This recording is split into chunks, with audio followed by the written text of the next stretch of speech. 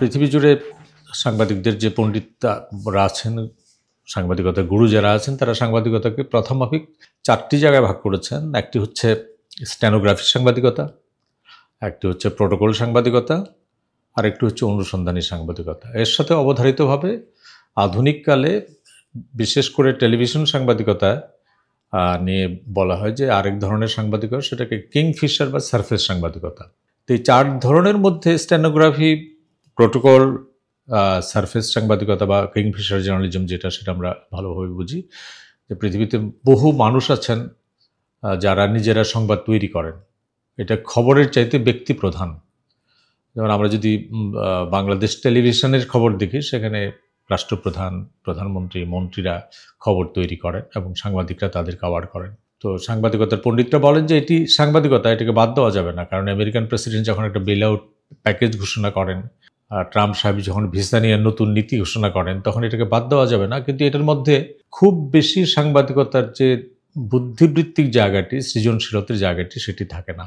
Stenography সাংবাদিকতা, সেটা আমরা দেখেছি বহুকাল আগে যে রাজনৈতিক নেতারা বা যারা নিউজ তৈরি করেন, নেতৃবৃন্দ বক্তব্য রাখেন বা কোনো বিশেষ ব্যক্তি তার বক্তব্য রাখেন, সাংবাদিকরা সেখানে উপস্থিত থাকেন, তিনি বলেন, তিনি আরও বলেন, তিনি জোর দিয়ে বলেন। এই ধরনের সাংবাদিকতা, এটার মধ্যে কোনো সৃজনশীলতা নাই বা বুদ্ধিবৃত্তিক কোনো বিষয় নাই। এটাকে বলা হয় স্টেনোগ্রাফি সাংবাদিকতা।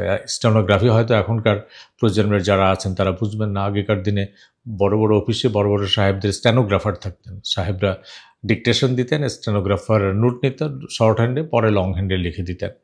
তো এই স্টেনোগ্রাফি সাংবাদিকতা এরকম ধরনের বা স্টেনোগ্রাফারের মতো কাজ, যে তিনি বলেন, তিনি আরও বলেন, তিনি জোর দিয়ে বলেন। তিনি যদি না বলেন তাহলে আর কিছু সাংবাদিকতার লেখার থাকে না। কাজে এইটাও বাদ দেওয়া যাবে না, কারণ আমাদের নেতৃবৃন্দ বলেন, আমাদের বিশিষ্টজনরা তারা বলতেই থাকবেন, আমরা সাংবাদিক হিসেবে সেটা কভার করতেই থাকবো। কাজে এটাকে সাংবাদিকতার থেকে বাদ দেওয়া যাবে না, কিন্তু এটাকেও খুব উচ্চমানের সাংবাদিকতা বলা যাবে না। আরেকটা যেটা বলা হচ্ছে যে কিংফিশার সাংবাদিকতা বা সারফেস রিপোর্টিং, এইটির 2টি দিক আছে। একটি দিক হচ্ছে যে সাংবাদিকরা সবসময় খবরের জন্য ঘুরে বেড়ান এবং যেখানেই সাংবাদিকতার কোনো কিছু পান, সঙ্গে সঙ্গে সেটাকে গ্রহণ করার চেষ্টা করেন এবং সেটাকে নিয়ে নিউজ করার চেষ্টা করেন। এটা কিংফিশার বলা হয় এই কারণের জন্যে যে এটা মাছরাঙা পাখির মতো। মাছরাঙা যেমন জলাধারের উপর দিয়ে ঘুরতে থাকে, সে কিন্তু জলের গভীরে যে মাছ আছে সেটির দিকে তার নজর নেয়।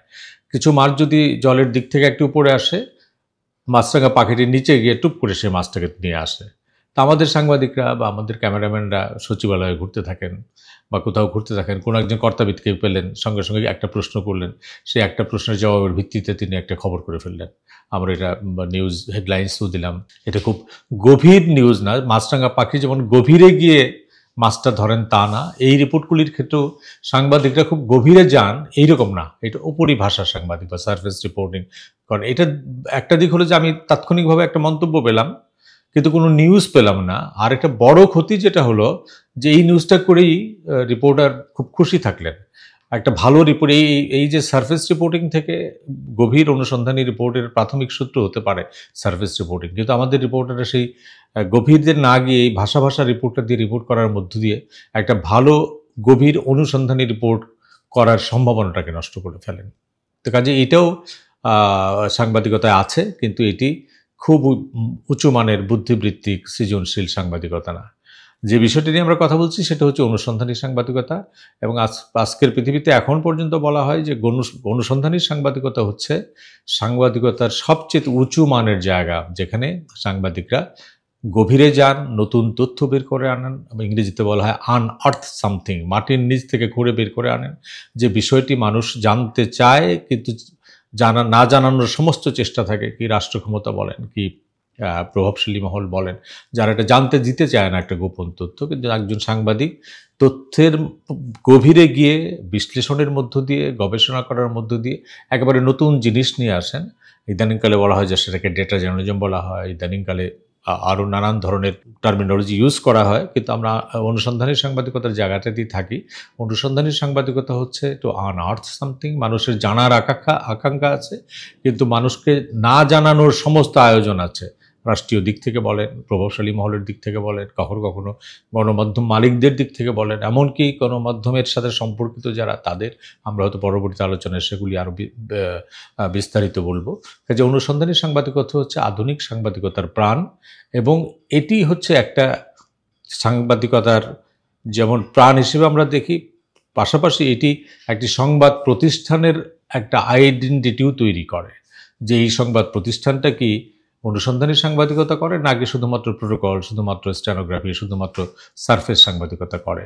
এবং তার মধ্য দিয়ে আমি যেটি বলতে চাই যে অনুসন্ধানী সাংবাদিকতা শুধুমাত্র একজন সাংবাদিকতার মানকে, সাংবাদিকতাকে উচ্চ জায়গায় নিয়ে যায় না, একটি সাংবাদিকতার প্রতিষ্ঠান বা সংবাদ মাধ্যমকেও এমন উচ্চতায় নিয়ে যায় যেখানে সেই সংবাদ প্রতিষ্ঠানটি দীর্ঘদিন বেঁচে থাকে। সাংবাদিক হিসেবে যিনি এটি করেন, আমরা অনেক জগৎ বিখ্যাত অনুসন্ধানী সাংবাদিকদের নাম বলতে পারি।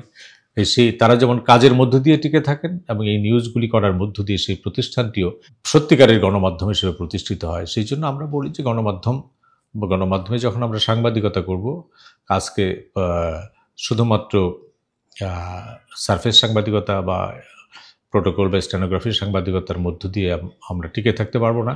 অনুসন্ধানী সাংবাদিকতাই আমাদেরকে ব্যক্তি সাংবাদিক হিসেবে বাঁচিয়ে রাখবে, প্রতিষ্ঠান হিসেবে বাঁচিয়ে রাখবে। এই যে অনুসন্ধানী সাংবাদিকতা আমরা বললাম, সে বড় মাপের কাজ, বড় মাপের সাংবাদিকতা, সেটাই করার জন্যে কী ধরনের প্রস্তুতি দরকার, কী ধরনের যোগ্যতা দরকার।